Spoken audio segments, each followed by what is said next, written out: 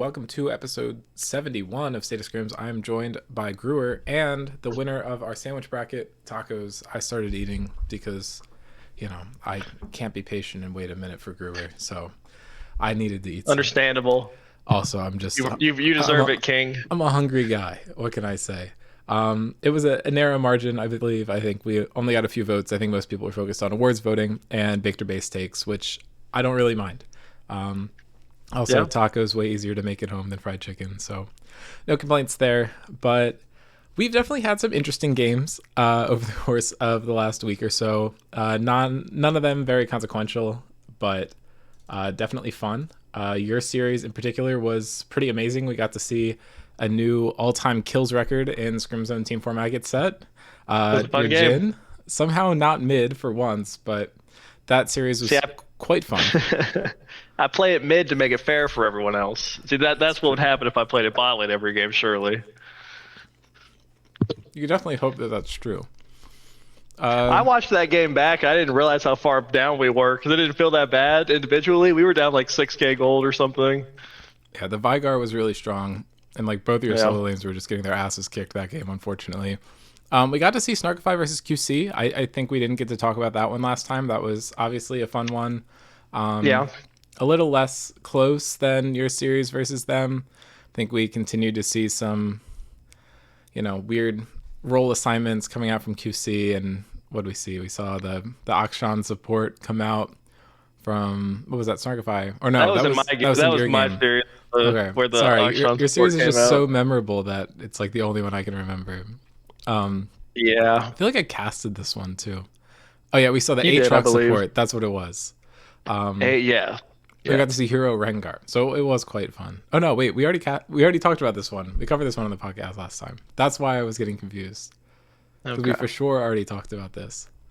Okay, anyway, we got to see Metabusters play twice. We got to see him do the Buster battle as our last game of the season, which was not taken very seriously, and we got to see this one, which on paper with the drafts looks like it wasn't being taken very seriously, but Tuxedo dropped a 20 bomb on Vi top and did pick Soraka top, and Korn and him both went 4 and 5 that game.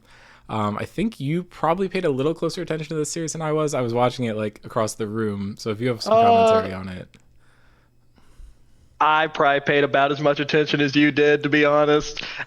With both of these series, kind of checked in, saw we were having some fun, and kind of half watched. I was kind of disappointed when I logged on and saw the Buster battle was a meme battle.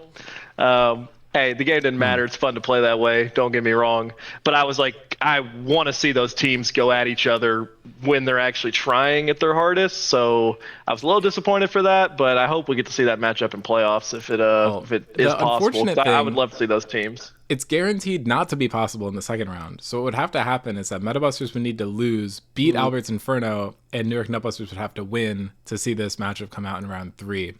Which is kind of disappointing that we won't really get to see it played out to the fullest.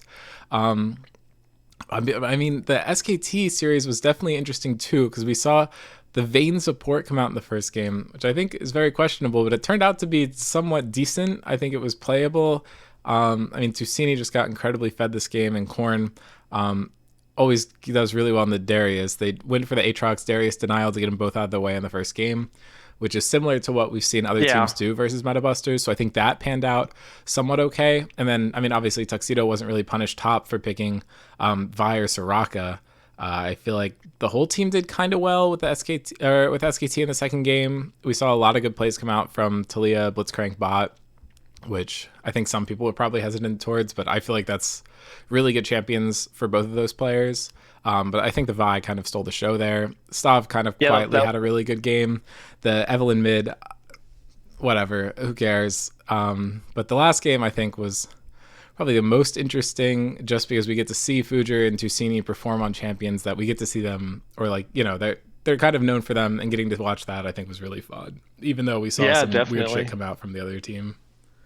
Kind of an unfortunate game to be Silas. I like Silas support, actually, personally. I don't even think that's that like a meme. I think it can actually be pretty good because you're so strong in early skirmish. But especially when you're on support budget, you really need some good ultimates. And they just did not give him good ultimates whatsoever. No, not at all. I mean, I think Milio Ultimate and Kindred Ultimate are okay, but they're not like offensive threats that I feel like you kind of want. Yeah, they're The fine, but you're Silas. not carrying with those. You know. Yeah. Anyway, moving on to the Snarkify 1T series. I feel like the first game they just picked all their strong picks. I feel like Shen's kind of flavor of the patch, but everything else is stuff we've seen them perform consistently on all season. Yep. They played really well. Yeah. And then Noam like actually absolutely dominated top. I think he had one of the best performances we've seen I in thought the Kage all series or like all season. Noam and Jonah both played. Noam and Jonah both, I thought, played a really good early game. We kind of just got snowballed on, outscaled. I mean, the Vetus, Yunara, and Sandy were just kind of smurfing on that, and Lelouch was doing a lot of value with the Yumi.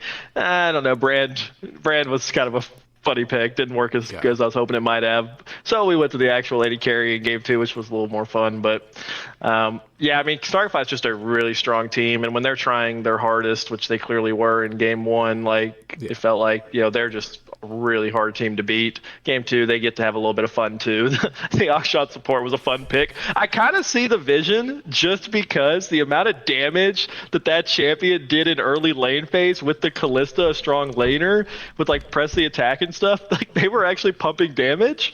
But of course, it kind of got outscaled a little bit. I thought Dad's Galio actually played really, really well that game. And the nice thing about a champion like Malzahar is even when you do maybe die, there were some really good key ultimates onto someone like Sandy in late game team fights that were just like pivotal for us to be able to pull that one out. Yeah, he was kind of disgusting with the Vigard. There were like a couple of like 3-man cages on deploy, which I feel like you never see. That's like fucking ridiculous. Well, I thought we lost. He caged me at one point. I thought the game was over because I get caged one time. No, so if you would went back and watched the stream, I like basically was casting it like it was over. I was like, oh well, that's it for 1T. But somehow you guys were able to pull that one off. I will say, I love Sandy's rocket belt tech that he does on so many different champions. I'm not as big of a fan of it on like the Aurora and stuff, but on the Vigar, it's so fun to me. Like he catches people off guard so much with like the little extra range he can get in on you to get you in a cage or something like that. It's fun. And it's pretty unique. You don't see a lot of other players doing that. Yeah, definitely kind of his signature. Hero going deathless in the first game, I think, was really impressive as well. He had a really good Shen game. I gave him the MVP for it just because I feel like he was always in the right place, which when you're playing with a Nefiri and a Xerath that kind of want to get that assassination from very different ranges, obviously, it can be really annoying. But going into the third game, it was another really good game from your bot, it felt like, but the Swain pick I don't actually think is very good into Fizz, and Sandy was able to do really well into it, and Kage getting his Cho'Gath, I don't think there's much of a surprise there. And I don't know, I feel like it's just that one just kind of felt like all the other 1T games throughout the season where it's like, you're doing great, one random other person on your team's doing really well. I feel like Dad had a decent game. I feel like he was able to punch the Sivir really well in lane, but after that it kind of fell off. So and then, I thought Kage and Sandy played because someone else is giga-fed. Yeah, Kage and Sandy played really good games. I thought in particular, I thought Lelouch's Zyra was a cool pick. I don't know if I'd seen that from her yet, so I like seeing that. Yeah, no, not too much else to say there. Excited to see Snarkify in playoffs. I think they're looking real strong. It would benefit my team if they weren't very strong, but we'll see on Sunday. Moving into the Buster Battle, I don't think there's too much we actually need to talk about here. Psycho Garrett got to play Gnar.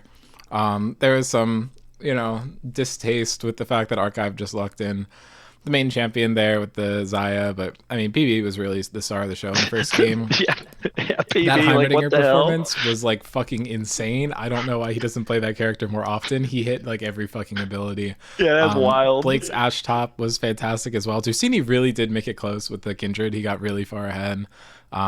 Unfortunately, when you have like 3 people really performing on one team and 1 person performing on the other, it's not great. Jacob has confirmed that he's bringing the Anivia back for playoffs. He definitely said that as a joke, but it was sent to me. Second game, I feel like... hold on, dude. Can I point something out? Yes. I just realized what we're doing with the bands. Oh, yeah. Penis, penis, penis, penis, penis, penis. I just realized. Oh, man. All right. Fun. Yeah, very silly. Unfortunately, it did result in Psycho Carrot's Pike getting banned out every game, much to his dismay. I think their thought process in the first game was if they ban it, then the other team will get used to banning Poppy, and then I guess then they were banning Poppy. I don't know. Anyway, Psycho Carrot did not get to play Pike. He really wanted to in the last game. Didn't pan out that way. Second game, I actually think Daniel did a lot better than the scorelines would indicate. I think his early game was really good, but Metabusters, I feel like, just picked viable champions in their roles in every lane. Archive did this thing in the last 2 games where they were just picking a support and farming on it, which was super interesting, but kind of horrible. Their con actually worked pretty well. The Nami was complete shit and like probably shouldn't have happened. But I don't know. Carrot actually had like a pretty trash early game. I don't know how he ended up getting 16 kills. But Soft played well. Blake absolutely owned the fuck out of Corn in the Garen versus Darius matchup. Even though Blake was building fucking AP, he had like Proto Belt and some shit. The Lethality Darius, I think, actually was more instrumental in winning the game because he was just able to one-shot some people when they totally didn't expect it. But I don't know. Blake played really well. It's kind of fun to see that come out. And then Metabusters just picked... I don't know. I feel like, honestly, watching that game, like the fact that they had a real top in support, and then on the other team you have Alistar top and Vi support. I think Vi support's better of the two, but Korn just had a real top laner who snowballs super hard into a not like, real top laner that got blind picked, and it just kind of killed all the fun for me personally. It's like, okay, you won because you picked Sehen. Like, you're flaming Xayah, and then you pick that into Alistar top? I don't know. Like, I feel like the second game, you pick like all legit champions and you roll swap, which is like in my opinion, considering Fudra can definitely play ADC and Sav used to be a Rengar one trick, you're not really putting people off comfort. That's your snapback for the Xayah. You know, you've made it even, and then you go like Giga tryhard picks in the last game, and it's like, okay. I will say, I think Carrot should leave the Jhin mid to the professionals. That's true. He just wanted to get 32 kills also, and he's like sad that he didn't, I guess. Jacob did really well in the first time Cho'Gath, though. That was pretty cool, and the Irelia Taric bot was pretty fun. But I will say I think anything probably could have beat the Nami Vi, and you know, is what it is. It is what it is. On to playoff.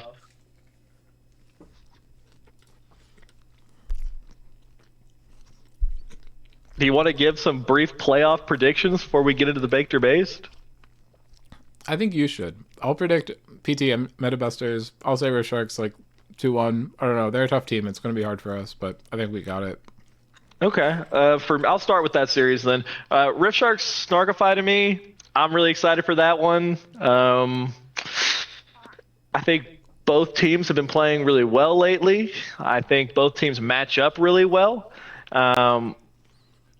If I recall correctly, it was a 2-1 Snarkify when you guys faced in the regular season. I think game 1, Giraffe kind of manhandled, and then game 2 and 3, they kind of fought back really well.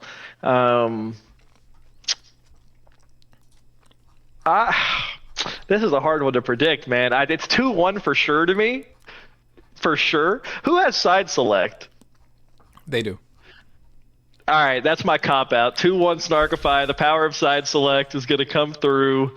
But I really think that one could go either way. I really struggle to make a prediction there. It's going to be, to me, who are like the key players to watch. Sandy's performance in the Giraffe, I think, will be very critical because in the game that they lost, I thought Giraffe really just kind of took over. I mean, yeah, everybody kind of smurfed, but that lane phase got really hard for Sandy. I also want to see Evan have a really good series. I think Vetus and Lelouch are playing exceptional lately, so it's going to be big on Evan to have a great series, in my opinion. And then for the side of Snarkify, I want to see Kage continue to play really well. I think if Kage continues to play really well into Chow, I do like their odds. So I'll go 2-1 Snarkify. Okay. But this would not surprise me at all if we don't see this series like more than once. Like, it would not shock me if the loser of this series ends up running the lower bracket and then you get a rematch at a later point, because I do rate both these teams very high. So you think the loser of this series would beat... You actually think both members of this series would beat Project Tuesdays then? Is that your prediction? No, Project Tuesdays is going to be waiting in grand finals. Okay, so you're saying that like... So you guys will rematch in loser finals. Whoever loses will get knocked down, and then the other one will get knocked down, and then they'll play each other. Okay, got it. Yeah. All right. Yep. Okay, see, I'm going to spice things up. I'm going to say Metabusters 2-1 for the other side, but I'm gonna say I'm gonna. Every time I try to be bold and say a 2-0 or something, it doesn't happen. And I feel like Metabusters is playing really well, so I expect them to get a game. And yet they are actually the only team to have beaten Project Tuesdays. So, Project Tuesdays has chosen to play the team that beat them. Questionable, I don't know. I assume they're just kind of power ranking in their mind. They must feel like they're still the easier matchup despite the loss. But I do think Project Tuesdays is playing really well right now. I'm going to give them the win. I think it's 2-1, and it wouldn't shock me if it's a 2-0, to be honest. As long as they come in playing the same level that they had been at, you don't see like some playoff jitters or anybody dropping the ball heavily. I don't think there's a weakness on that team right now. Not to say that there's a weakness on Metabusters either, I think but when I'm just looking across the board, like I think Project Tuesdays matches up really well with them, because I think Metabusters' strengths are kind of ramming into Project Tuesday's strengths right now. I think Dave, when he's been beaten, has had trouble in lane. It hasn't really resulted in losses necessarily all the time, but he has had trouble in lane. I don't really think Korn's actually the kind of player to guarantee smash him in lane if you aren't giving him his best pick. Like, do not give the man Renekton, in my opinion. Or Darius. I think I wouldn't give him Renekton or Darius. And then I think I like Dave's chances on those picks. I would favor Korn, of course. Bot lanes, I think, is exciting. I think both bot lanes have played really well. Mid lanes, but I don't know. To me, Blind Spiral's been playing as good as anybody, and I think that's going to be enough to facilitate his team through the early game. And then when you get to late game team fights, I think Project Tuesdays is as good as anybody, if not the best late game team fighting team right now. They see angles, they find picks. They've been playing really well. So yeah. Yeah, well, I mean, I think generally composition-wise, if you're drafting a comp, I think, the mid-game really strong comps tend to beat out the late-game comps, and Metabusters is the mid-game team. I agree with you that PT is really good at team fights, but mid-game rotations, Metabusters is better than anyone else. They're able to get into places in the map where you don't expect them. The communication between Fujer and the rest of the team, and Jacob, I feel like he's improved on that over the last few seasons. The three of them rotate really, really well. And, I mean, I think that's something where PT does really well too, but usually I think they do better with it when they have their global champions. But even when they have their global champions, like in game 3 in the previous series where they have the Nocturne, they have the Galio, I feel like Metabusters just knew how to draft into it, and it ended up working out really well for them. I feel like Metabusters just has a really good read on this team, and I think PT needs to change a lot of things in draft to be able to come out on top. And I feel like I don't necessarily see them like adapting terribly much in draft. I think the one thing that is a big vote in their favor is I think a lot of other teams have kind of solved what to do into Metabusters in draft. And I think if PT is kind of able to copy some of that down and use that in their favor, I think it'll help them a bunch. But I think Metabusters has actually improved way more from the point in the season where the two teams have played. I think if Metabusters was playing like they did and the end of this, I mean, Metabusters ended the season 6-2. Like, they're only one game back on Project Tuesdays. Like, I feel like everyone's been talking about like the top 3 teams, and I think that was legitimate when Metabusters were still 4-2, but then they won their last 2 games to close out the season. And yeah, I mean, you can say SKT was picking dumb shit into them, and New York Nutbusters was picking dumb shit into them. The series don't really count, but I think they probably could have beaten both those teams anyway. And like, again, they're in a position where they've only lost to 2 of the top 3 teams, and that's the same position that Rift Sharks is in. And I feel like the fact that we're considered like above Metabusters is kind of fraudulent. I think they're kind of on the same level as us. So I don't know. I think Metabusters has a good crack at them. I think they match up way better into Project Tuesdays than they do either of the other 2 teams. I think because they have, I think, an advantage in mid. I think Tusini, when he's performing, I think is a better player than LSD Dreams. And you saw in the, honestly, like the 2 games where he picked like real champions, I think if they're not picking him fucking Seraphine, I think he's able to outplay LSD Dreams. I feel like if you're picking Seraphine, you're not really looking to do that. So I think if they're able to draft around Tusini well, it'll give him a huge advantage in mid jungle, because I do think Tusini Fujer is stronger than Blind Spiral LSD Dreams, and I think the other lanes can hold their own. And once they kind of hit that point, I think Metabusters can just out mid game them and find the win. But I'm really excited to play it out. I think it's only minor adjustments that would be needed from Project Tuesdays to beat Meta Busters, but I think both of the teams have time to adjust, and I think I would just slightly favor Meta Busters, but I think it's going to be a really close series. As I predicted, a 3-game. I don't think it's going to be that big. Well, but yeah, I mean, we'll have to wait and see. We'll find out tonight. We'll find out tonight. Yeah. And we get an Alec cast, so should be a banger. Awesome. Those have always been good. Not sure if he has a co-caster, but if anyone wants to step in and help, that would be huge. I am going to take a peek at the Baked or Based and see how much we have there. But if you have any other thoughts on anything playoffs, I would love to hear it. Okay, we don't just excited to see the games. I think all the playoff series will probably be pretty competitive, pretty close. I will say it wouldn't shock me if, unlike the last few seasons, we don't see like a big lower bracket run from one of the two lower bracket teams. I actually feel like there is a bit of a step down between the top 4 and the bottom last two. Although at the same time, maybe not. Like I wouldn't be like floored if either Alberts or Nutbusters was able to make a little bit of a run. But I do think there's a little bit more of a gap there than maybe in like the seasons past when we saw Metabusters make a big run, and then we saw Rift Sharks make a pretty good run last year. But so yeah, maybe that. Although at the same time, like I don't know, like I don't know what the rosters are. Like we haven't seen Canuck play for Alberts in like 2 or 3 matches, and I think he's their best player. So if he's playing, maybe there is the run possibility. If you're running Pickle, respectfully, they're losing.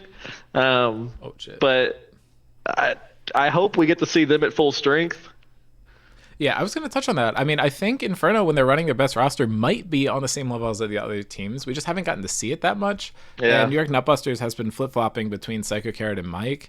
And I think that could be a big deal, too. Obviously, the two teams both ended up 3-5. But, I mean, we didn't really get to see New York Nutbusters play against Metabusters. I think maybe they could have ended up 4-4, and Metabusters would have been 5-3. If that was a real series, it's really hard to know.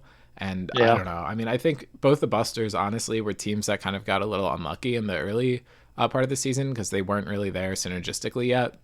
I think they had to play a lot of harder teams early on. So I don't have a clear read on either of the lower bracket teams. I think if you just put them in their absolute best position and they're playing to their peak every single time, I think Inferno is probably a little stronger. So I think that 5th is deserved. And I think that gives them a much better chance to make the run because they're guaranteed to have the easier opponent and New York Nutbusters get stuck with the harder one.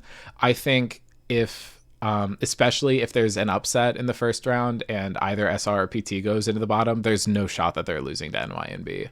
So I don't know. All right. Well, that's why we play the games. Yeah, I mean, I'm hoping that I'd like get proved horribly wrong on that because that would be really funny. But, I'm not really going to plan on it.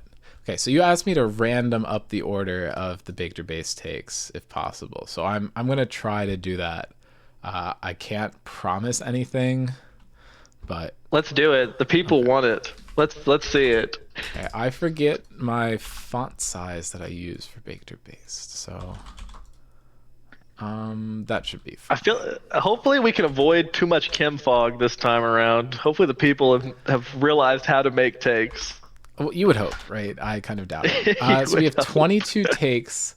Oh my god. Okay. 14 and 15 are both like just fucking nothing takes.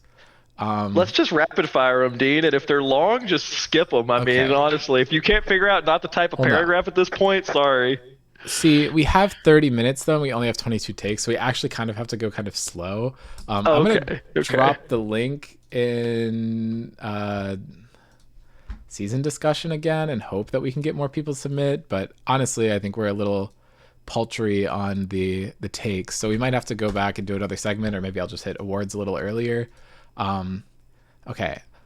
This isn't even a take. It's a question, and it says 6-7 spelled out like numbers or like the letters. Like this is not a take. I'm not even putting it on there.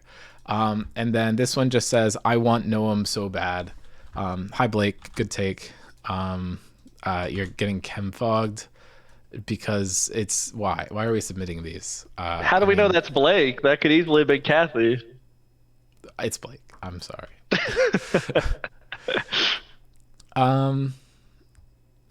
Here's an actual take. It kind of doesn't really have to do with the season, but It is Gruer, co-host of State of Scrims, and it's like 1 billion greater than signs anyone.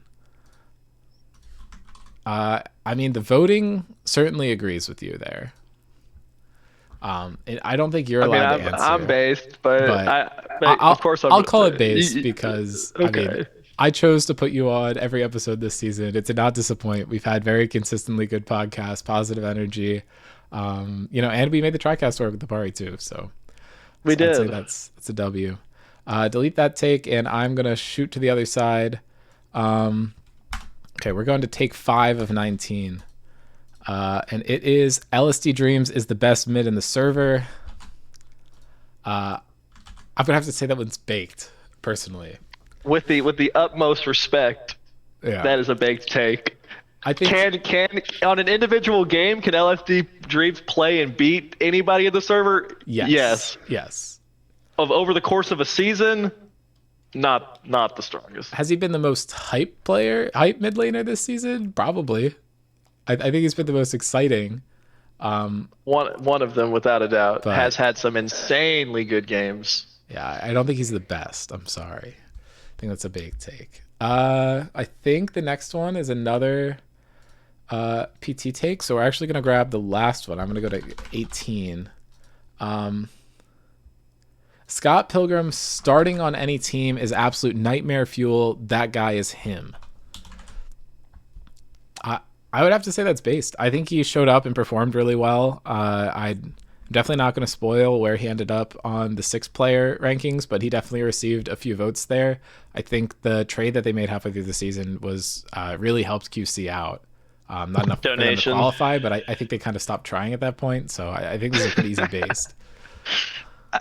Yeah, I'll go based. I mean, I think Scott's a good player. He's been playing well. Hopefully, if he sticks around, we get to see him in kind of like a consistently starting role for a team. And I think it'd be fun to see him over the course of a full season. Yeah, it's kind of a bummer that we haven't gotten to so far. I mean, I think he subbed in really well in QC last time, and then he came right back to them like boomerang, Gnar type shit this season. But yeah, I mean, not a full season anywhere, and I think he was definitely on the backup squad the last time around. Even though I think he was main roster for QC at the end, I don't think this was QC in their best form. Looks like we are getting more takes, so my pandering has worked. Okay. Nocturne will be a pick ban champion for the majority of playoffs. I think this is based. I mean, I think it's kind of obvious, yeah. But yeah. I think that's true. I'm also excited to see what other champs are. Frankly, I think Shen should see a lot of priority. Yeah, and I think there's probably some ADCs, but I think the ADC pools are actually varied enough in playoffs that we won't necessarily see the same one. I think Yug versus Vetus would be the most contested one where they share a bunch of picks, but besides that, I don't think there's a ton of overlap there. Let me hop around to another one. Okay. We got a point system take, which obviously I love. You love them. Yeah. Okay. The point system does not help QC when it comes to putting their best roster out. I'm going to we'll make that the take. I'll eliminate the rest. But the rest of it was due to some players being judged higher than they probably are. I'm going to say that's baked personally, but I don't get what they're saying. What do they mean? Does not help QC when it comes to putting their best roster? What does that mean? I think they're saying that Rat and Drakkar are too high and they should be lower so that they can have better players supporting them. I think they should be able to run Scott Pilgrims, Rat, Drakkar, Alec. Bro, welcome to the club. Like, you're 6 seasons too late for this take. This has been debated many a times. They are not the first victims, and they certainly won't be the last. Yeah. So, first of all, if you guys are able to have a bunch of supporting players just completely play around you two people all season and win, I think maybe you could probably do it again. I think maybe you picked the wrong supporting players. I think the fact that we've changed roster every single series did not help. A lot of that was availability issues. The point system has nothing to do with someone going on a cruise or not being free or working. I think you can blame Paul having to work more. I think that's a reasonable thing to scapegoat. Signing a new player halfway through the season and changing things up and completely breaking synergy, that's a good thing to blame. I think the fact that you're forcing role swaps basically every single series just for the hell of it, I don't know if that was like a fearless decision or like just trying to have fun decision. I think QC took like 18 different guns and shot themselves in the foot with each of them. And then this is a complaint pointed at, the stop sign across the street. Like, I don't think this is like a reasonable take at all. I think if they had done the exact same thing as last season, except had different players, but otherwise the strategy was the same. Just pick people who are very unselfish players and play for the team every single game, and it still doesn't pan out. I think maybe you can have this take, but I mean, just look at Chow versus Zaber. Chow just put his head down, played supporting champions every single time, and the only time where he wasn't playing a champion that was entirely built to support the team was when he was playing a Kali, and that was really good because it was a flex between him and Rat, so that even actually that was still helping Rat. It was just helping Rat in draft instead of in game. And then Kage and Paul were also just playing supportive champions. Paul was picking the same two champions every single time. He was consistent. They've just been picking random shit for their bot lane this time around. It's not as consistent. I think if you're just used to playing with the same like 2 or 3 supports every single game, it gets like a habit. You're able to have a really good team comp. Kage was always picking champions that are strong early and that he was able to perform on and make sure that they never really had a lane that could be punished. That has not been their play style at all this season. I think building around a really strong duo really works out well when you have the entire team built towards catering to them. They did not do that at all this season. This is, I don't know. Anyway, end of rant. I've had a couple people talk to me about this, and I have had a lot of time to think about it because I think the players on QC are all good, but I think that team was built fucking terribly. Bro, I'm sorry. Data's going off right now, and the best part is if a QC person didn't even send this in, and they're just getting the Dean Dean monologue. Well, hey, Rat, Drakkar, if you guys want help building a roster that will help you guys just win for free, I'm your guy. I can help you. But yeah, I mean, I don't think that they would necessarily say this. To be fair, I don't think that they're like huge complainers. But hey, some of that was directed at their strategy. Some of that was corrected at people just crying about points and thinking that that's the end all be all. My main point is I think Rat and Drakkar are good players, and I think if they wanted to build a team around themselves to win, I think they could, even with higher point values. The margin between that team and everyone else last season was so huge. I think it definitely would be doable, at least to be competitive in the top half. But anyway, I just wanted to take I could talk about, and I feel like that one was a good one. You got it, boss. Oh, okay. This one's a great segue. We should be able to see Gruer's background remove the filter, and I'll let you answer where this one should go. That's funny. I mean, you can kind of see it's a wall. It's not that clear. You maybe get to see a little more cat in the background. I think that might be the point. So are you saying we can let the people see what they want? Okay, that means it's a base take then, I think. I guess it's a base take. It's okay. I'm just happy to have my own personal office space and I can decorate it however I want and show it off on camera instead of, having clutter. It's not suitable for camera. Okay, we're down to like 15 takes, so I'm gonna hop back to the middle. I don't know. This needs a clarifier on it, and it doesn't have it. It says any team can beat any team. Is this in the whole season or is this playoff specific? And it might be baked either way, but if it's all 9 teams, it's definitely wrong. If I don't know, you pick. Let's say playoff specifically, because I think that makes it a better take. I think any given team has teams that they could beat and theoretically could win playoffs if they only play those teams. I think there are some teams that just match into other teams like horribly, and like I don't think that there's any traction for them.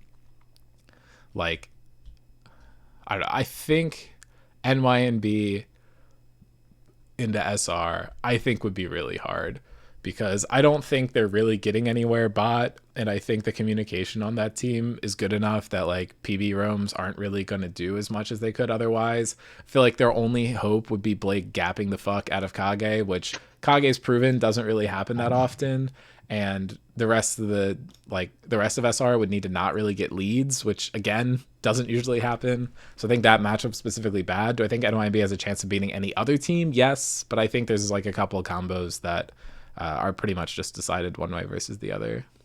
I'm gonna disagree. I think they can all beat each other if one team's playing their best. Like I would even say that NYB could beat Snarkify, like if they brought their best game. Like I think if you ran, I mean honestly, Mike or Carrot playing at their best, I think is good enough. And I think we've seen actually some pretty insane performances out of Daniel. And so yeah, I would say play at their best. They could beat them, but I'll go base just for the hype of playoffs. I think it's pretty competitive. I like the enthusiasm. Okay, I'll hop around a little bit more. I'm trying not to read the takes as I hop around. Okay. PT should be first or second all scrims in every role. They dominated SR and Rift Sharks in their series. As the person who knows the results, I'm not going to leak if this is true or not. You want my opinion? Yeah, I mean, I think there's... Of course you do. We're on Baked or Base. Yes, there's one role where I disagree. I think the other four, absolutely yes. But that's my take. I think mostly this is based, but I do want to hear yours. I mean, I think it's close, but I don't think they deserve it in every role. I think there's one or two roles where I think you could put them third. But I'm expecting for them to get a lot of representation out there when you do that in a little while.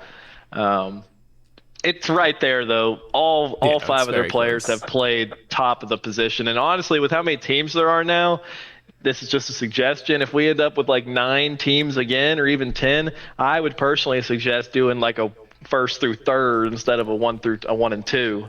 That'd be my suggestion. I think that just makes it even more exciting if you get it. Also, I really don't want to redesign the graphic or manage the voting for any of that. Fair enough. I don't know. I feel like if you just keep giving it to more people, I mean, I think maybe the better argument would have been we should have only done first team for the earlier seasons, but I don't know. I think when there's 4 teams and you're giving awards to half the players, I think maybe that was a little silly. But while we're on this subject, I want you to guess how many people you think are on first team from PT. On first team?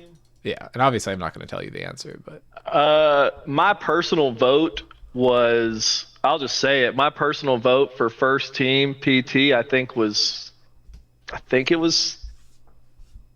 3, but I expect they'll get 2 on first team. Okay.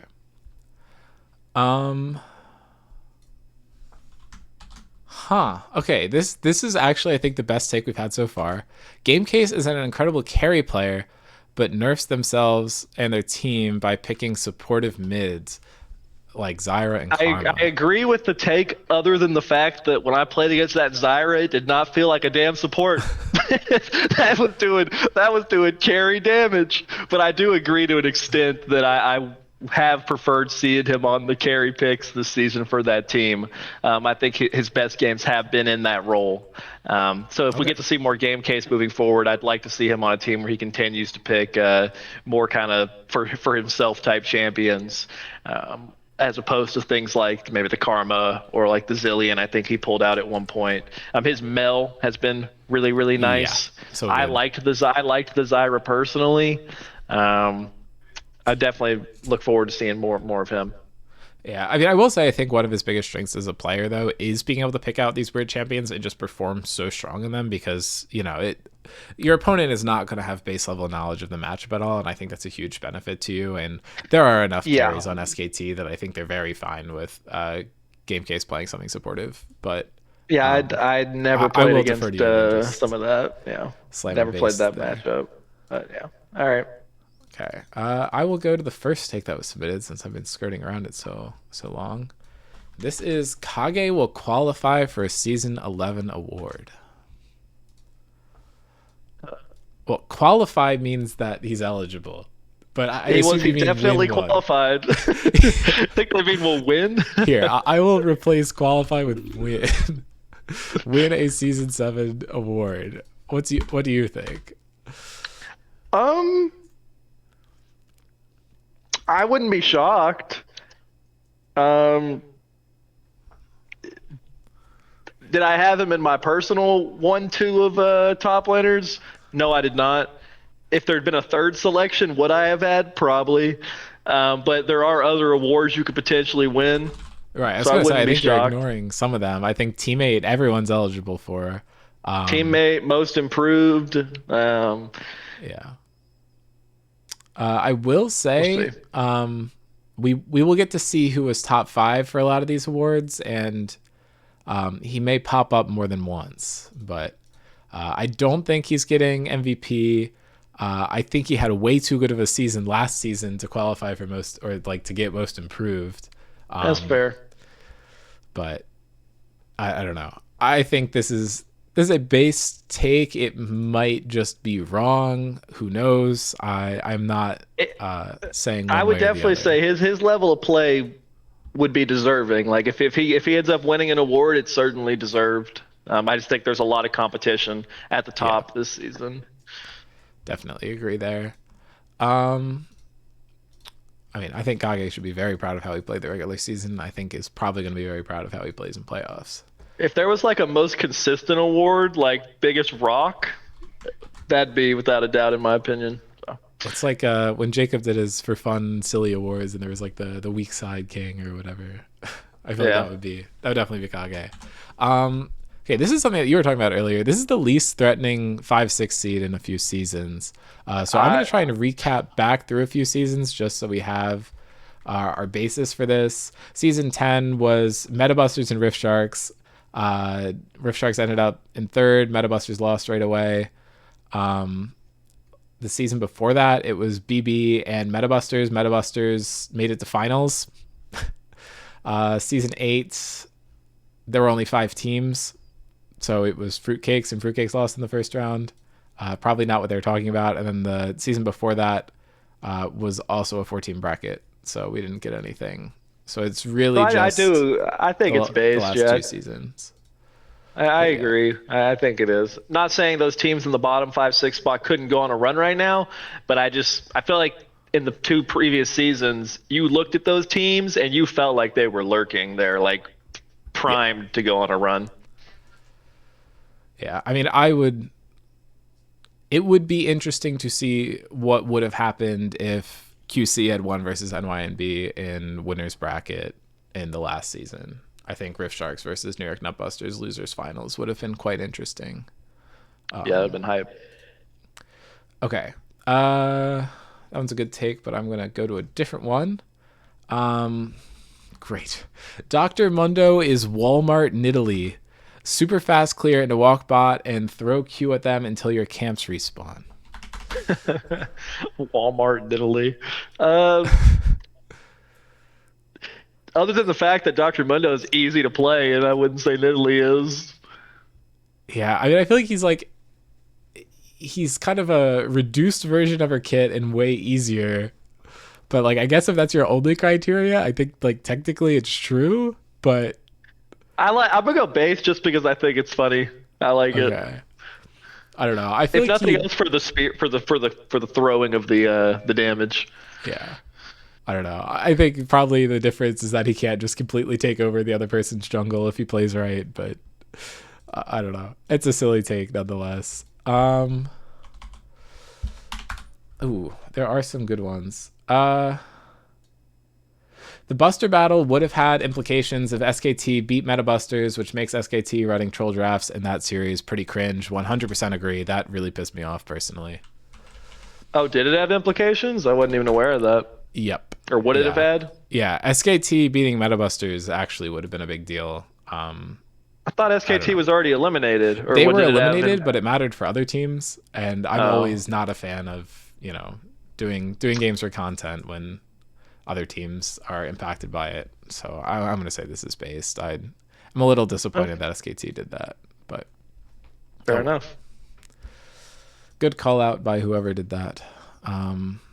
Okay, our based takes are full, so I'm going to hide them and we can fill it back up. Too many good takes this time around. Which is not we're usually problem. spamming baked. Like what the people have leveled up. I appreciate it, community. Very true. Okay. I was expecting a lot more rage bait though. This has been very, very calm, Victor based. Okay. And then here, this take is pretty much the same. It says picking troll picks just because your seed is set is very, very, very, very, very, very cringe. I would caveat this with if it's a series that literally doesn't matter in any capacity, like I think SR versus 1T, I think you guys could have done the thing that Metabusters and New York Nutbusters did, and I wouldn't have been upset about it. The fact that only one seed was locked and the other one wasn't is what bothers me. So this one's kind of split between the two for me personally, but I don't know what your read is. I mean, like, I kind of agree with you. Like, I think if the series don't have any implication, then it doesn't really matter to me. Like, if there's any implication towards anyone, whether it's your team or the other team, I do think it's a little cringe. That's not how I personally like to play, but I mean, I don't know. It's fun sometimes to see kind of also, there's a difference between like completely picking int stuff and picking stuff that's like off meta but could kind of work, like, and then also too, like, as long as the player in the game is like piloting it to the point where they're trying their hardest, which I feel like you can tell, that matters to me too, as much as the picks. But yeah, overall, I think like, if there's no implications, it's whatever. Right. And I think the other factors going into it too is like the Metabusters Nutbusters series, they like hand shook it and talked beforehand that they were doing it. I don't think that happened with SKT but Metabusters, and like, while obviously the Vi top performed really well, like the Vayne support, you can definitely call into question, and the, Soraka top, while I think there's angles where it's decent, I don't think it's ever like good. Whereas picking Vi in solo lanes is like a really good way to like snowball someone. You're not necessarily doing that with Soraka, and I don't think her upside is as good. Well, in defense of SKT, I don't recall if 1T Rift Sharks had implications because I wasn't playing, but my team did do that as well when I wasn't playing, so it wasn't just SKT this season. I feel like that wasn't as much troll picks as it was like, just running a roster that was not the same. And I don't know. I was not aware of like that. It felt a little different to me personally. I don't know what the comms were on your end, so I wasn't gonna call anything out there, but I don't know. That seemed more like being got shoved in the jungle, or it could have been Sarver's jungle, and then we banned out all of Sarver's jungle champions, and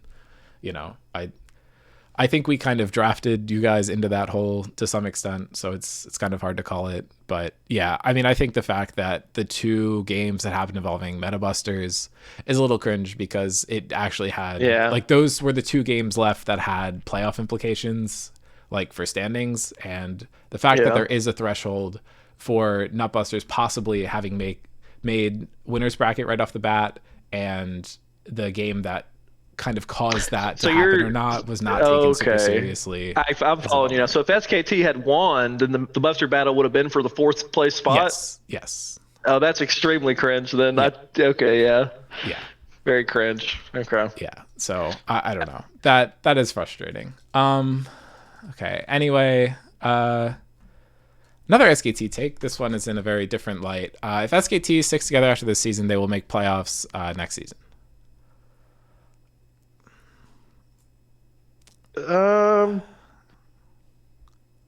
It's possible, but they beat the two teams that were worse than them, and they didn't really win any of the series, or they did not win any series with a team that was finished higher than them. Yeah, I think they moved up a little bit in their standing, but I haven't really seen anything stand out. I think they have a few good players on their roster. I think the roster needs to be purpose built for something to happen to really pan out. I think they were able to pick up some scraps of players that were overlooked that were really good, but I don't think it was a properly formed team. That's no shade at Apari. I think he did a really good job captaining, but he was not in possession of the team the entire season. And I would want to do some rebuilding if I personally was the captain of SKT. I think they could definitely end up making playoffs next season. I just don't think they should copy paste the roster going into it. Yeah, I wouldn't say it's guaranteed by any means. Yeah. Nishan carried PT this split. Obviously that's baked because we didn't see us. Am I wrong? We didn't see a single sub from no PT subs. this season. So PT is going to have to run their main roster for every series in playoffs. I mean, that's fine. Like, I think that's probably their best roster, but I do think Nishan played really well last season. So to not have seen him at all this season is a little disappointing. Yeah. But yeah, I don't know. I can't say he carried. Yep. Okay, here's another take that I just need to default to because I am heavily involved in this decision, but Blind Spiral should be a shoo-in for most improved player. I'm going to say based. Like, I think Blind Spiral has played. I mean, Blind Spiral was in my all Scrims jungle voting. I think he has been amazing this season. Not to say he didn't have great games last season. He did, but it was kind of limited to like the Amumu. Like, he had that pick and he freaking carried some games last season. Don't get me wrong. But this season, regardless of champion, regardless of the game, I just feel like he has been such a strength for that team. And so, yeah, it wouldn't shock me at all if he got most improved. I think he's gone from like a role player to one of the best performing junglers, without a doubt. Yeah, I agree with the things you are saying in not aspect to the voting. I will stay neutral on this topic. The suggesting deadlock scrims would suck ass because I, parentheses me, parentheses Blake, parentheses LeBron Jr. would simply destroy every lobby. I'm going to say this one's baked. I'm sure there's another really good deadlock player in the server. That I've not played. I don't even really know what deadlock is. So I'm just gonna throw shade at Blake. I think someone else would have said based. I'll let you win, but I'm gonna say based just because Blake is the GOAT. So we'll leave it. If Blake was the GOAT, he would have gone 10-2 on Alistar instead of 2-10. That's all I have to say. Fair enough. The rising popularity of Scrimzone, a 10-team season will happen in season 12 and 2 divisions will happen in season 13. I go to sleep thinking about this, so I'm going to say base. Huh? That would be cool. I mean, you don't think a 10-team season could happen? We just got 9. I said based. Oh, okay. I would love for this to happen. I really want this to happen. I don't think 2 divisions is going to happen because Dean doesn't sound like something Dean would want to do. No, that's in the rules. If we hit 100 players, there's two leagues. How does that work? It's like a academy thing where the captains just manage 2 rosters. Yeah, but like, dude, is the top division then like you can get way higher point rosters going, or what? I don't know. We'll think about it. I feel like the proposition on my end would be like you have 2 leagues and one has they either have the same point cap and you're just running players who you don't I guess trust as much, or if you have like one league is 10 points higher cap than the other, so it's not like each player can't play in one league, but one league's slightly favorable for lower point players or whatever. I think the top division should be uncapped, personally. So true. If that were true, the Rift Sharks roster, I would entirely care about the lower league. Uncapped, but you can't play unless you played in the previous season. Interesting. I mean, I just that's my take. I feel like my problem with that is like we don't have any sort of like salary cap or anything, and I don't think we have like 50 like challenger players in the server, right? So if you can just tell like one of the 5 best players, hey, I got the other 4, like then you're just gonna have the best team. So it's like whichever captain could just convince all the good players to come to them is just gonna win. Because I think if you're one of the best players, like why would you not like to play with all the other good players?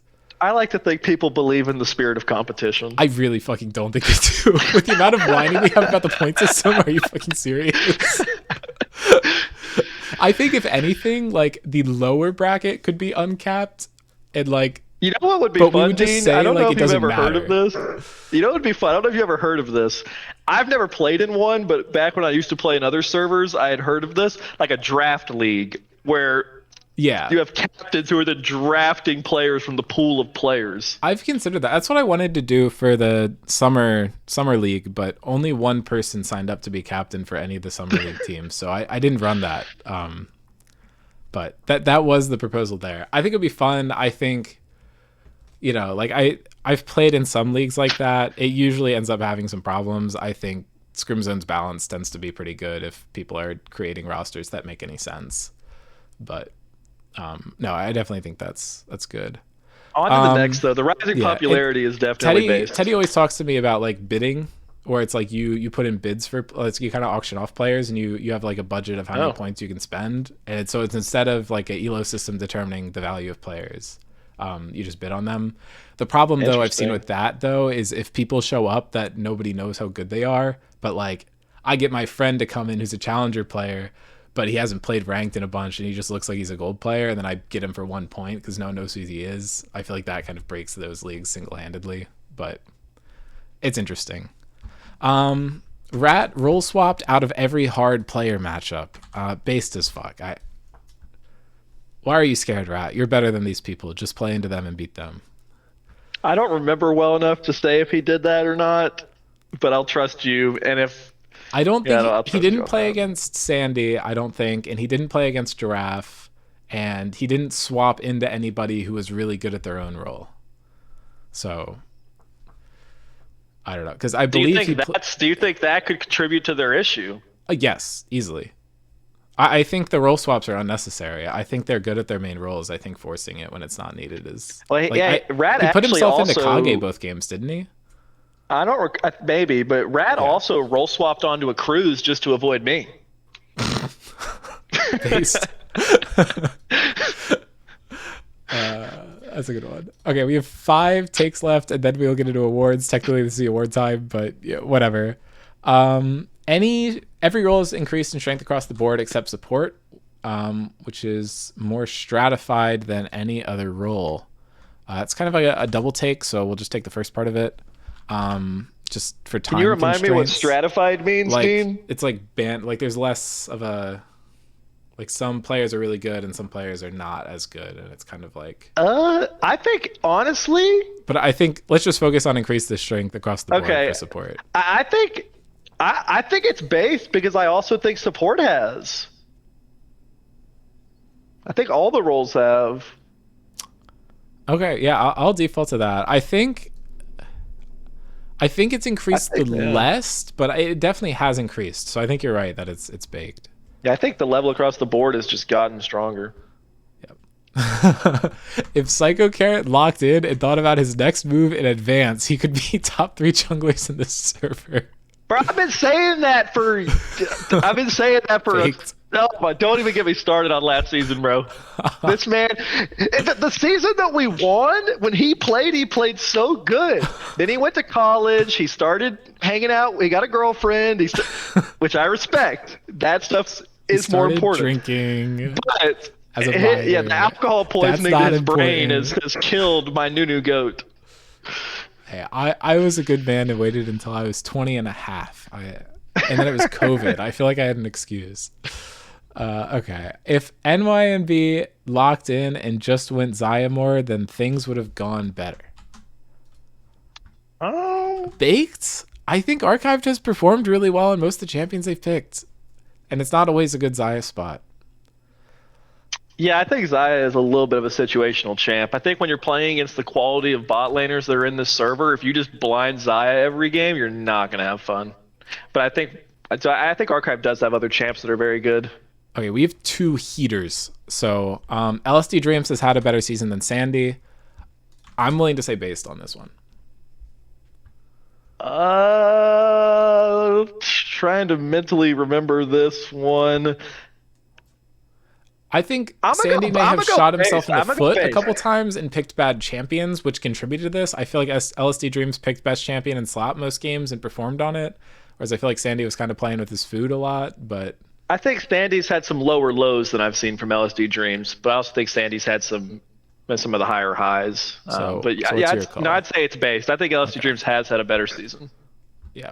Again, we'll see how that reflects in the mid lane voting as well. And junglers in this server aren't getting punished when they sack for their team. I'm like trying to think who does that though. I can't really think of any examples of this to be honest. I mean, I don't think junglers are like playing in a way to try to dominate their individual matchup as much as we saw last season with a Yeah. player like Jakar really dominating. I think junglers are playing more for team, but I think that's like a conscious choice. And I will say, if there is anyone that is punishing, I do think Fishy has done a really nice job of punishing enemy junglers and creating like CS advantage and things like that if they choose to play for their team too much. Yeah, I don't know. I would say like I think when people do it, they are getting punished. I would definitely like to see a better take on this. If you put this in, just like type out your full take in season discussion because I think that would be a really interesting conversation. Just like wait until tomorrow so people aren't talking about the series tonight and awards and such. Okay. Anyway, I am just gonna have to kick it over to awards because we're running like 5 minutes behind. Because people kept submitting more takes, which is great, but yes, Next time, I we'll hit cannot some more. I cannot do this next take that came in, but we will do it next week. So look forward to that. But anyway, All right. I will be getting into the awards, which means that it is goodbye to Gruer for now. Bye, And everyone. you'll see him next week.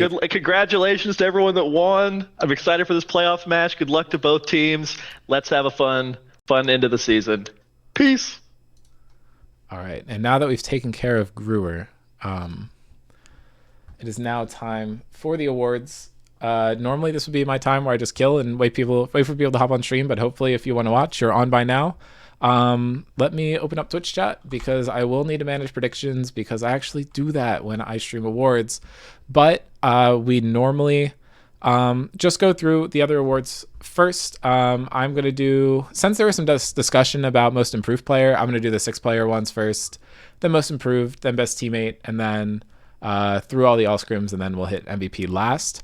So how I do this is I do a prediction for each role, and you just vote for the first one, and then I'll reveal the second one and the first one. So the first one we're doing is 6-player, and the top 5 for this in alphabetical order were Chris, Dean, Mike, Scott Pilgrims, and Snow.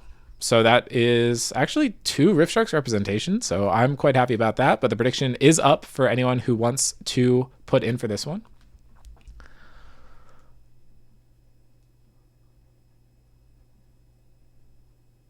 I will say that there was a pretty clear 1, pretty clear 2, pretty clear 3, and then the 2 people in 4th and 5th were basically tied.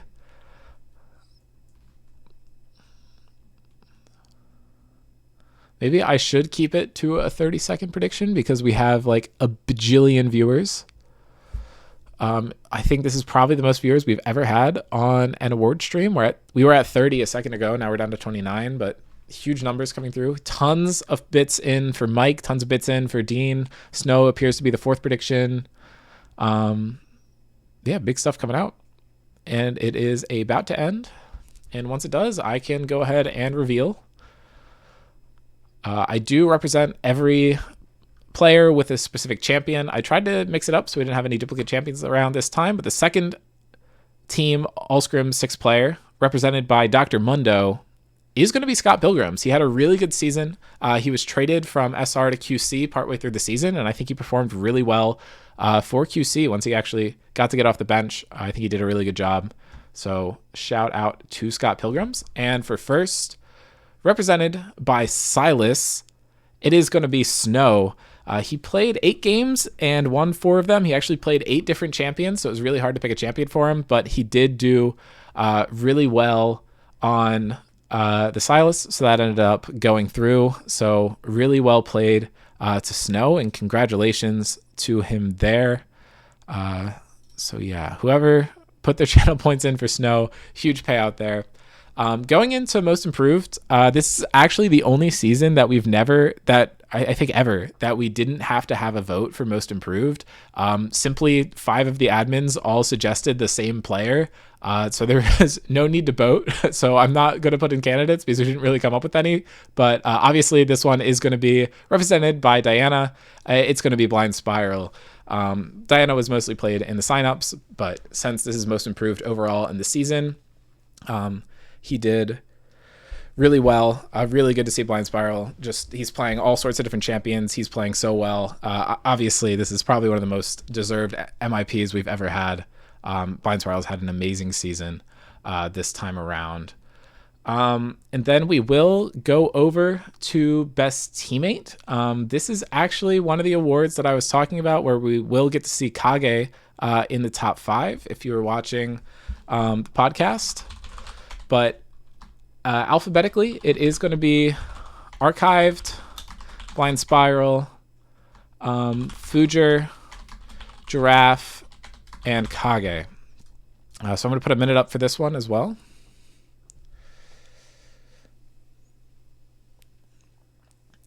And this one is basically a 4-way tie for second, and the player in first was up by an entire vote. I say basically because technically the person in second got 3.75 votes, and all of the other players got 3.5. But the player in first got 4.5 votes. And if you're not sure quite how this works, the first vote you put in is worth a full point. The second vote you put in is half a point, and the third vote you put in is a quarter of a point. So it is somewhat similar to ranked choice. But I mean, obviously, all 5 of these players are a blast to play with. Some honorable mentions to round out the top 5 were LSD Dreams, Fishy, Drakkar, PB, and Rat. But we had tons of people get votes. We actually had 46 different players get votes for Best Teammate this time around. I actually did not check the prediction. Looks like Blind Spiral got 47% of the bits in. Kage got 25%. But the Best Teammate in actuality, represented by Jace, is going to be Giraffe. He played 69 sign-up games this season, which is the most ever. There were, I think, 5 people who got 60 sign-up games in a single season previously, and I think 3 of them were Noam. So, that's kind of interesting trivia there, but Giraffe just really showing up to the server first time around and playing a bunch of signups and really getting acquainted with all the people. Made a huge impression, obviously. But he received votes from so many different players. Really cool stuff coming out there. Sorry, Noam. I had to point it out. You're just a friendly guy. Okay, and I'm actually going to go support to top this time instead of top to support, just because I think it'll be a little fun. The support race was incredibly close at the top. I think it kind of fell off below it, although it was pretty competitive between 3rd through 5th. But again, in alphabetical order, if I can do this correctly, is going to be Fatal, Lelouch, PB, Frentic, and Ray.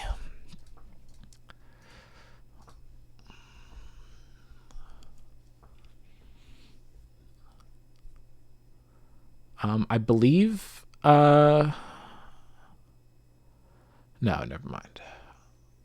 I was going to say something and then I realized it was a lie, so I did not say it. But yeah, I mean, I think support's been really interesting. Someone did put in that Victor base takes and that support didn't improve as a role, but I think it did. It's been really fun to watch all different supports come out. Obviously a little biased. I think Frentic was a really fun addition to the server. Seeing Ray come in to play most of the games that we would have expected Sam S to play before the season, I think was really interesting. Definitely, I was personally bummed out to not get to see Sam S, but getting to watch Ray play definitely made me stop feeling bad. It was super entertaining. Getting to see the Snark Lelouch bot lane has been super fun. Yug Fatal, obviously incredible as well.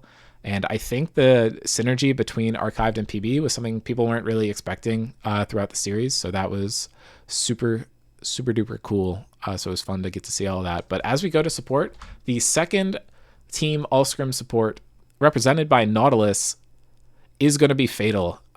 New addition to the server, has been playing really, really well. I think I also could have picked Nami to represent him here, but I think his Nautilus has been absolutely cracked and it's gotten banned a little more. But no, he's been playing super well, variety of picks. Getting to see the Malphite come out, I think 3 times at this point, has been super entertaining, really fun to support, to watch. But I guess he has performed a little under the person who did get first team all scrims support, who represented by Tom Kench is obviously going to be PB. I think he had an incredible season. He was able to play a lot of different play styles, more aggressive, and just the protect the team composition as emblematic emblemized. There we go. By the Tom Kench. I think he played incredible. Well deserved. Although I will say that PB received 13.5 votes and Fatal received 13 votes. So it really came down to the wire. But I think both of them played very well. So definitely happy to present this award. And obviously whoever put in that prediction is going to get a bajillion points. Moving down to ADC. This one was a lot less close than all the other ones. I think this one was a very clear 1-2. But the top 5 in alphabetical order, as always, is going to be Evan and then a bunch of people at the end of the alphabet. We have Stav, we have Ribbons, we have Vitas, and we have Yug. And here's your minute.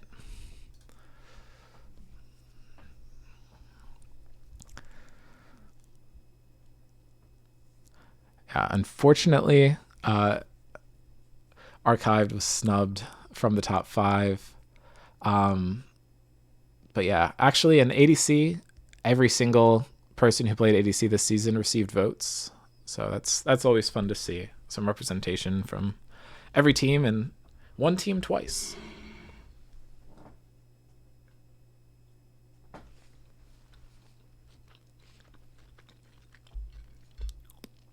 Despite my complaints about the ADC meta, I think it's been a really fun role to watch this season. I think all the ADCs have been performing really well, and getting to see all of them have their different strengths and weaknesses, especially paired up with the supports that we just talked about. It's been a really fun journey this season, and I'm definitely excited to watch the ADCs face off in playoffs.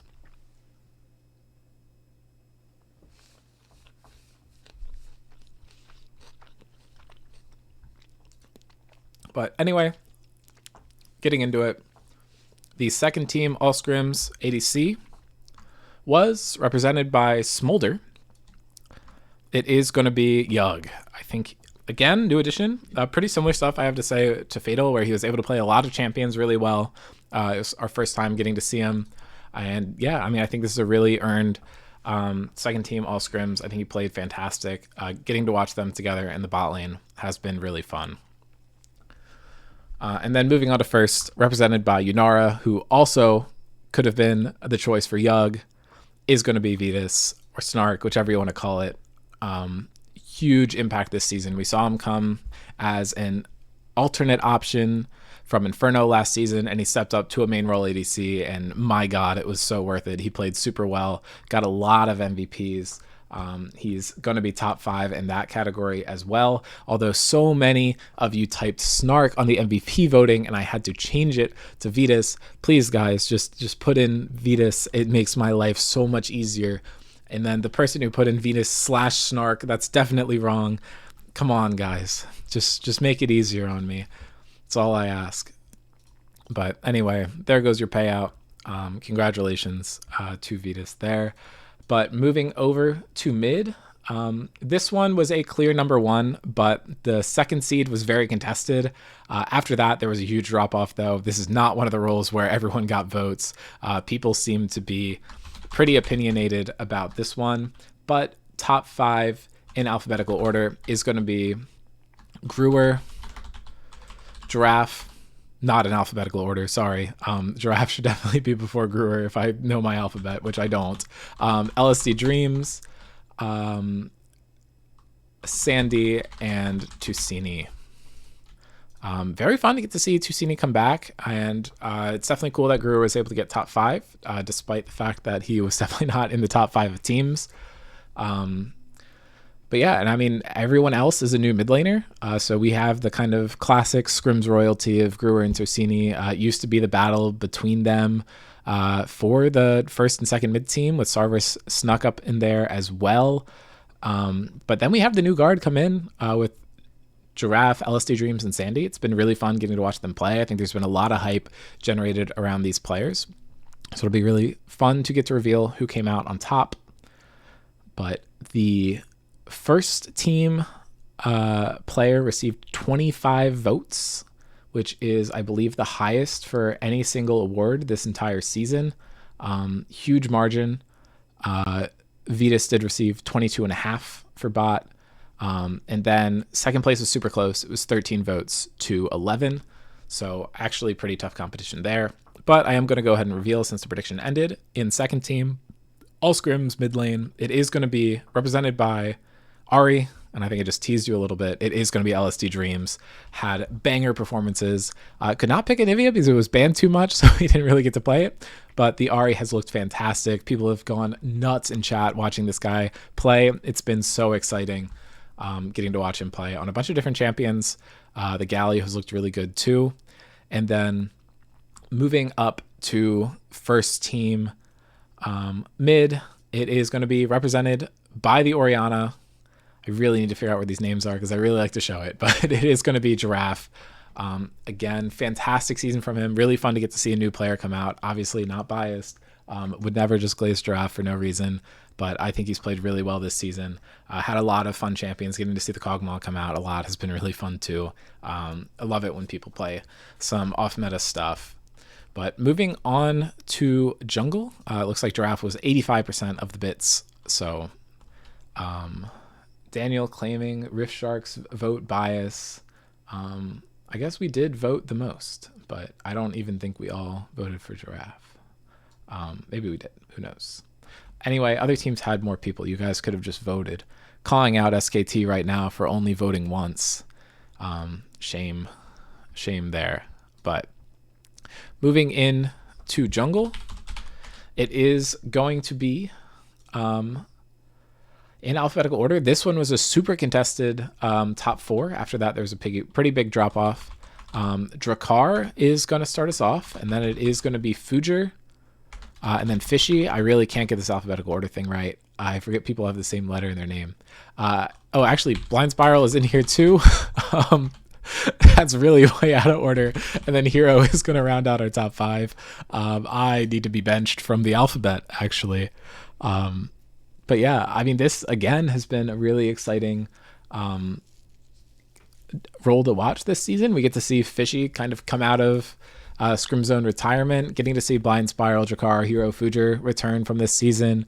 Drakkar and Hero are no longer on the same team, so they get to compete against each other more directly. I believe Hero ended up getting 6-player last season. And then Fujer, we're getting to see go back to jungle from mid lane. I think he's really turned it up in this return to his role we've seen him in more often. And Blind Spiral, obviously, huge improvement from last season, as he did get the most improved award. And then Fishy coming back has been super fun. Again, not biased, obviously. But I don't know. I've had a lot of fun getting to watch Fishy play. But yeah, I mean, Hero and Drakkar both getting to play on their own separate teams. Very different trajectories. I think Hero kind of got to stay at the top. Drakkar went onto a team that was struggling a little bit more. Fun to see them both get up there. But I am going to go ahead and reveal the second team All Scrims jungler. It is going to be represented by Pantheon. Not that one Pantheon play, guys. Trust, although he did win that game.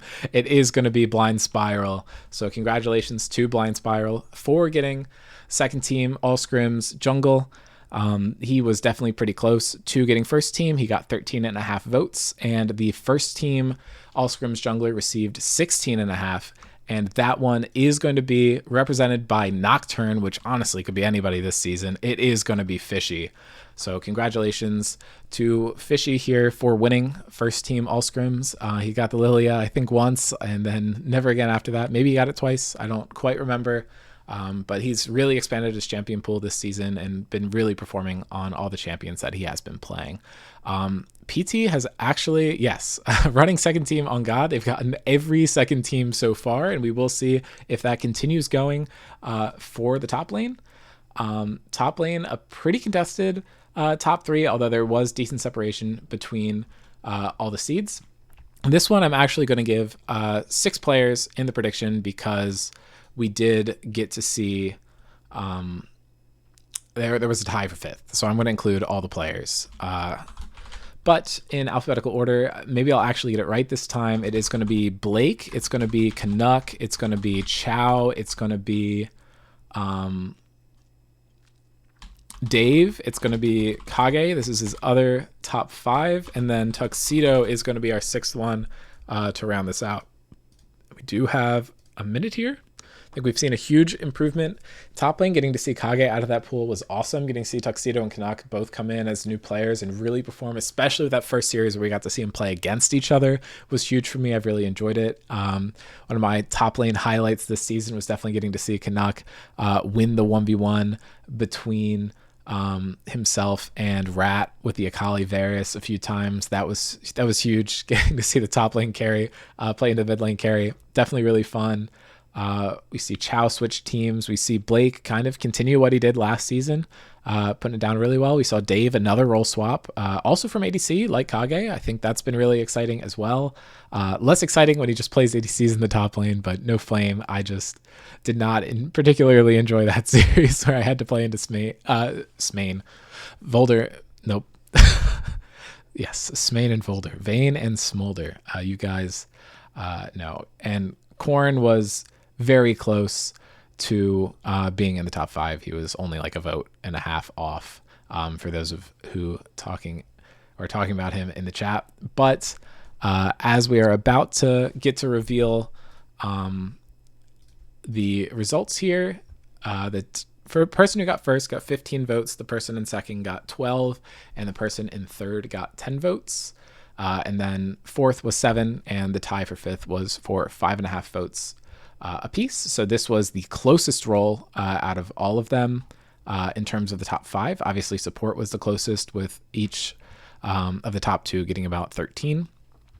But now that the prediction window is over, I'm going to go ahead and reveal the second team, All Scrims top laner, who represented by Nefiri. That one's obviously going to be Blake. Although I guess it could have been Jonah, but he wasn't in the top 5. But yeah, I mean, I think Blake had a really good season. I think Blake always tends to perform really well. We got to see a lot of more exciting bruisers come out from him, less Garen and Alawi this season than other ones. But it's been a blast. I like getting to see the Nefiri. I like getting to see the Irelia. And honestly, good job. People have been banning the Smolder against him, so you haven't had to see that as much this season, which has made it pretty fun. But the first team, All Scrims, is going to be represented by Yone. That's going to be Tuxedo. So congratulations to Tuxedo, new player coming in here. And in his first season, he is getting first team All Scrims for top lane. And I believe that adds just another team to this list. So I don't think we have any representation from Albert's Inferno, but we do have 6 different teams represented here. And if you add Scott Pilgrim's in for the 6th player, I think that does make it 7. So that's a huge amount of representation across the board. It's been really cool getting to see all these teams play. And with not very much farther ado, I do have to set the filter back up so I can actually see what the standings were for MVP, because oh shoot, I did that wrong. For those who don't know, MVP is determined based off of 2 factors. Half the score goes from game MVPs and the other half goes down to voting. Hopefully they never conflict and make things really annoying and hard to figure out who actually wins if someone gets a bunch of votes and not game MVPs. The order is pretty much the same based on both categories. And I can leak the top 5 for us now that... did anyone predict Tuxedo, actually? Yeah, no one predicted Tuxedo, so Deadpool. I guess I just get to destroy all your points. But going for MVP, it is going to be, in again, alphabetical order, Blind Spiral, Fuger, Giraffe, LSD Dreams, and Vetus. I think all of these players have had a great season this time around. Blind Spiral, obviously, most improved player. We have seen a most improved player MVP combo. That was Jonah in the past, so maybe we will get to see that again going over to Fuger. I think a huge upswing from him moving back to jungle, and I think he's been kind of the glue for his team. I think the jungle position on Metabusters is always very important. We've seen Snow perform well there, and getting to see Fuger really hold it down for the rest of the season has been really fun to see as well. Moving on to Giraffe, obviously no bias here, but it's been really fun having him around. Really strong point for our team, and obviously did get that first team spot. as did Vetus. So I'm skipping around a little bit, but just because of that fun transition. Obviously, he's his own team's captain, so that can add some more value in its own way. Same with Spiral, and then LSD Dreams. Rounding it out, again, a new player, and did get second team mid, and I think a lot of people have been really hype on him this season, so it could be pretty fitting for him to get that up.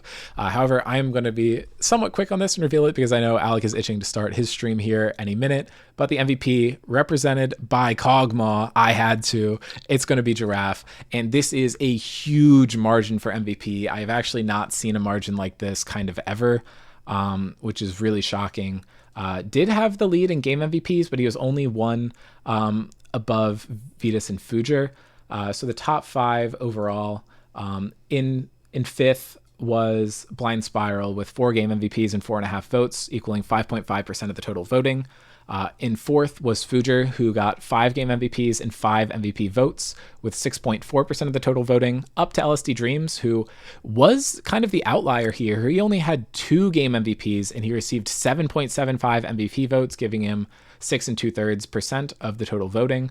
Vetus had 5 game MVPs and 10 MVP votes for roughly 10% of the total voting, and Giraffe had 6 game MVPs and 15 MVP votes, which might be the highest ever. It's insane, which gives him about 14.1% of the total voting. So congratulations to Giraffe. I think he's played a great season, and it will be fun to get to see him face off against some of these other MVP candidates in playoffs, and we'll see how this goes. But I will stop talking about Rift Sharks, and I will pass it over to Alex so he can start hyping up Meta Busters and Project Tuesdays for the series that is about to start right now. I will post the picture of the awards in the Hall of Fame chat, but everyone who is watching this, please stay tuned for the stream of playoffs round 1, and I will see y'all in a bit.